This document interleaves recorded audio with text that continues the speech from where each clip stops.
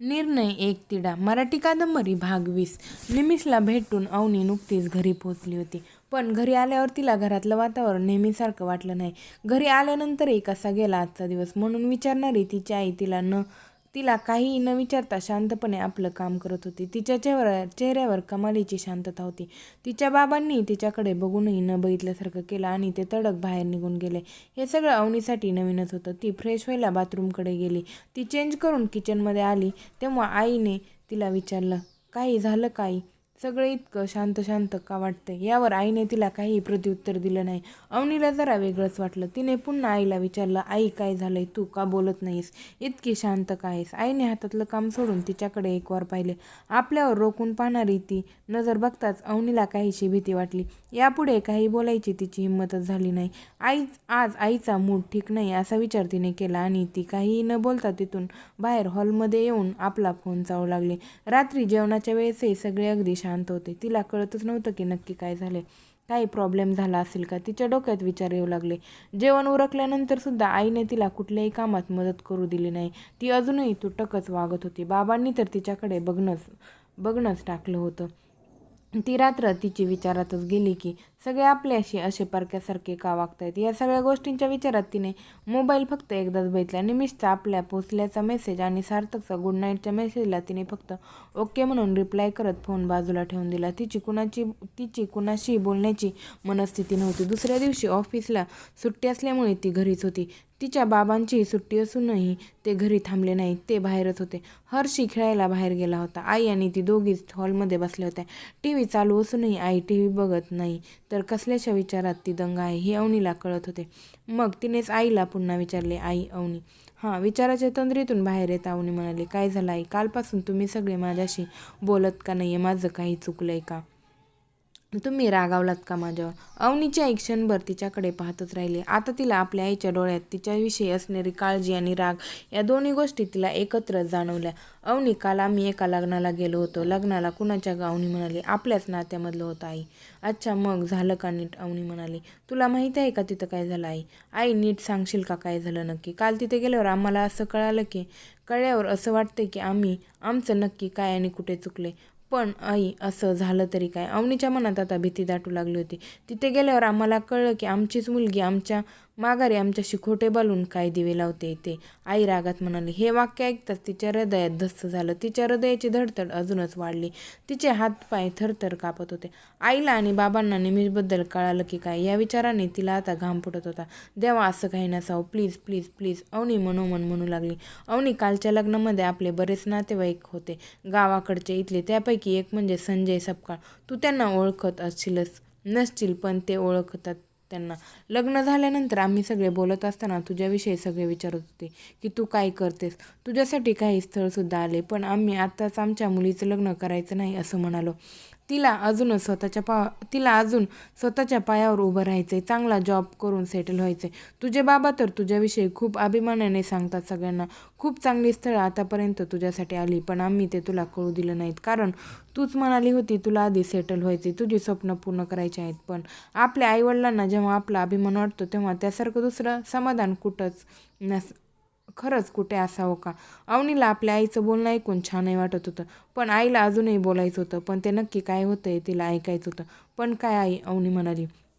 आम्ही सगळे इतका अभिमानाने सांगत होतो, पण तेव्हा संजयच्या बायकोने म्हणजे स्मिताने आम्हाला सांगितलं की तुझ्यासाठी स्थळ बघण्याची काय गरज, तुझं तर आधीच ठरलं आहे, तुला काय करायचं ते. आईचं बोलणं सुरू होतं. तिचं बोलणं ऐकून आम्हाला तर धक्काच बसला. आमची मुलगी आमच्या माघारी आपल्या लग्नाचं ठरवून बसली आहे हे आम्हालाच माहीत नव्हतं. आम्हाला किती वाईट वाटलं असेल याचा तू विचारही करू शकत नाही. आम्हाला ती गोष्ट खोटी वाटली. मी तर तिला तिथेच सुनावलं, पण तुझ्या बाबांना खूप धक्का बसला आहे. आपली इतकी हुशार आणि शिकलेली मुलगी एका अशा मुलाच्या प्रेमात पडले आहे ज्याच्या शिक्षणाचा पत्ता नाही आहे, जो सेटल नाही आहे, काहीच नाही. आणि हे सगळं करताना तुला तुझ्या भविष्याचा एकदाही विचार नाही आला अवनी? तुला तुझ्या आईवडिलांचा विचार नाही आला? आम्हाला जेव्हा माहीत पडेल तेव्हा आम्हाला किती वाईट वाटेल की आमच्या एकुलत्या एका मुलीने इतका मोठा अविचारी निर्णय घेतला आहे ज्यात तिचं भलं होण्याचं कुठलीच शक्यता दिसत नाही. आई, अवनी आता रडत होती. तिला खूप वाईट वाटत होतं. तुझ्या बाबांना तर अजूनही विश्वास नाही हे सगळं खरं नसावं असंच त्यांना वाटतंय. त्यांनी मला तुला विचारायला सांगितलं आहे की हे सगळं खरं आहे का, पण पण गेले काही दिवस तुझं वागणं बघता मला तर आता हे खरंच खरं वाटतंय. पण तरीही तुला पुन्हा विचारते, हे सगळं खरं आहे ना? आई अजूनही रागात होती.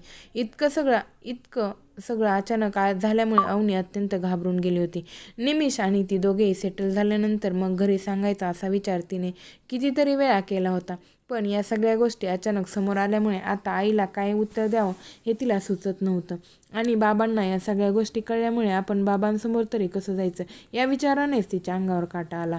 अवनी काय विचार करते मी? सांग, हे खरं आहे का? हो आई, खरं आहे. तिचं बोलणं ऐकताच आईने तर डोक्यावर हात मारून घेतला. अगं तू काय वेडी झाली आहेस का? असा अविचार कसा केलास तू?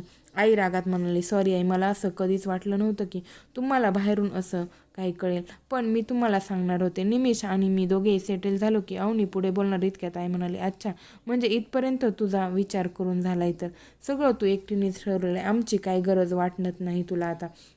असं काही नाही आई, प्लीज आई, मला थोडं समजून घे. काय समजून घेऊ? काय बघून तू हे केलं? तुला माहीत आहे त्याच्या घरची परिस्थिती काय आहे? त्याच्या घरातले कसे आहेत तुला माहीत आहे? तुला अजून काही माहीत नाही आणि मी लहानाची मोठी झाली तिथे. मला माहीत आहे त्यांच्या घरची परिस्थिती काय आहे. त्यांचे बाबा इतके ड्रिंक करतात त्यामुळे त्यांच्या घरात सतत भांडणे असतात. त्याचे जे चुलते आहेत त्यांच्याशी त्यांचे वाद आहेत. संजय म्हणजे निमिषच्या आत्याचा मुलगा, त्याच्यासोबतही त्याचे पटत नाही. अवनीला आठवलं, संजय म्हणजे संजय दाजी, तोच माणूस जो गेल्या वेळेस निमिषसोबत घरी आला होता एकदा. तो माणूस पहिल्यापासूनच तिला अविश्वासू वाटायचा आणि आज त्याच्यामुळं ही परिस्थिती निर्माण झाली होती. आई पुढे बोलतच होती. आणि स्वतः निमिष त्याचं काय, तो ना शिकलेला आहे ना सेटल आहे. काय विचार करून तू हे सगळं केलंस? तुझ्या भविष्याचा काय विचार केलास? इतका अविचारी निर्णयाची तुझ्याकडून अपेक्षा नव्हती आम्हाला. पण आई, आम्ही दोघांनी मिळून जॉब केला तर नीट होईल ना गं सगळं? अवनी आपली बाजू सावरण्याचा केविलवाणा प्रयत्न करत होती. अवनी, आम्ही हे करू ते करू असं काही नसतं गं. त्याची घरची परिस्थिती बघता तुझा हा विचार खूप चुकीचा आहे आणि हे तू करू नको, आई आता काळजीने सांगत होती. पण आई, आमचं प्रेम आहे गं एकमेकांवर. प्लीज आई, मला समजून घे ना थोडं आणि बाबांनाही समजाव. मला खूप भीती वाटते त्यांच्यासमोर जायची आता. ते बोलले नाहीत माझ्याशी कालपासून. असं म्हणत अवनी आपल्या चेहरा झाकत हुंदके देत रडू लागले. मी काय समजावणार त्यांना? त्यांनी जे काही ऐकलं आहे खरंच सगळं खरं आहे आणि तू अजूनही त्याच विचारावर ठाम आहे. हे जेव्हा त्यांना कळेल तेव्हा त्यांना किती वाईट वाटेल. तुला कळतंय का? ज्या मुलीवर त्यांनी इतका विश्वास होता, अभिमान होता, त्याच मुलीने त्यांना खोटे पाडले. याने त्यांना खूप त्रास होणार आहे. अवनी, हा विचार सोडून दे. बघ, सारासार विचार कर. अजूनही वेळ गेलेली नाही. मी जे सांगते तुझ्या भल्यासाठी सांगते. एवढं बोलून तिची आई उठून किचनमध्ये गेले. अवनीला आता खूप वाईट वाटत होतं की आपल्यामुळे आपले आई बाबा दुखावले गेले. ती बेडरूममध्ये जाऊन रडत बसली. आपलं प्रेम चुकीचं नाही हे तिला पटवून द्यायचं होतं. निमिषची घरची परिस्थिती कशी असली तरी आपण त्याच्यावर प्रेम केले, त्याच्या परिस्थितीवर नाही, हे तिला समजवायचं होतं. पण ते होत नव्हतं. पण आईसुद्धा सारासार विचार करूनच बोलली होती हे तिला कळत नव्हतं. किंवा कळत असूनही आपण तसा विचार केला तर आपलं प्रेम आपल्यापासून दूर जाईल याची तिला भीती वाटत होती. प्रेमात असणाऱ्या व्यक्तीला सारासार विचार काय असतो हे त्यावेळेस कधीच कळलं नसतं. कारण त्यावेळेस प्रेमाला विरोध करणारा प्रत्येकजण हा चुकीचाच विचार करतोय आणि त्याचा विरोध हा त्याच्या प्रेमाला आहे असंच त्याला वाटत असतं. पण मुळात तो विरोध निदान आपल्या घरच्यांचा तरी यासाठी विरोध असतो की पुढे जाऊन आपल्या मुलीला किंवा मुलाला कुठल्याही प्रकारचा त्रास होऊ नये. त्याचा जोडीदाराचा नेहमीच तिचं त्याची काळजी घेणारा असावा असंच वाटतं. अवनी एकटीच खूप वेळ विचारांच्या द्वंद्वात रडत बसली होती. थोड्याच वेळाने शांत झाल्यावर तिने निमिषला मेसेज केला की घरी काय घडलं आहे. निमिष त्यावेळी ऑफलाईन होता. तेवढ्यात तिला सार्थकचा मेसेज आला. हाय, काय करतेस? काही नाही, बोल ना. अवनी, ओके, मग उद्या भेटायचं का? तुझ्या ऑफिसच्या बाहेर जाणार आहेस की नाही? सार्थक म्हणाला. काय, कुठे? तू आणि ऑफिसला? अवनी, असंच. सार्थक, काय विचारतोय मी? कुठे तू? अवनी, तुझा जवळच. सार्थक, म्हणजे? अवनी, वेडे, अगं मुंबईत आलोय थोड्या वेळापूर्वी. सार्थक, खरंच? अवनीला आता थोडा धीर वाटत होता. अशा प्रसंगी नेहमी मित्रमैत्रिणींसोबत धीर देते. अवनीलाही आता त्याच्या सोबतीची गरज होती. आणि तुझ्यासाठी एक सरप्राईज आहे. सार्थक, सरप्राईज? ते काय? आणि अवनी, आल्यावर सांगतो. सार्थक, बरं. अवनी, ठीक आहे, मग भेटू उद्या तुझ्या ऑफिसला. हां, ठीक आहे, अवनी म्हणाली. अवनी निमिषच्या रिप्लायची वाट पाहत पुन्हा फोन चेक करत होती. क्रमशः